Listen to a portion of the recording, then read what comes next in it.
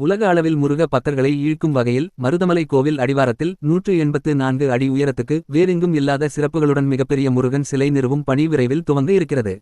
முருகனின் 7ஆம் படை வீடாக கருதப்படும் மருதமலை சுப்பிரமணிய சுவாமி கோவில் கோவையின் வடமேற்கு திசையில் 15 கிலோமீட்டர் தொலைவில் மேற்கு தொடர்ச்சி மலைத்தொடரில் கடல் மட்டத்தில் இருந்து 741 மீட்டர் உயரத்தில் அமைந்திருக்கிறது. உலகத்திலேயே உயரமான 184 அடி உயர முருகன் சிலை அடிவாரத்தில் நிறுவப்படுகிறது.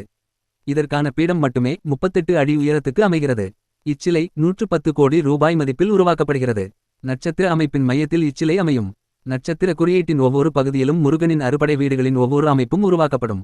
முருகனின் அறுபடை வீடுகள் என சொல்லப்படும் திருப்பரங்குன்றம், திருச்செந்தூர், பழனி, சுவாமிமலை, பழமுதிர்சோலை, திருத்தணி ஆகிய தலங்களில் அருள்பாலிக்கும் முருகப் பெருமானை மருதமலையிலும் தரிசிக்கும் வகையில் சிறிய அளவில் சந்நிதி உருவாக்கப்படுகிறது. அடிவாரத்துக்குள் நுழைந்ததும் குறவன் குரத்தி வரவேற்கும் வகையில் தனிக்கூடம் அமைக்கப்படுகிறது.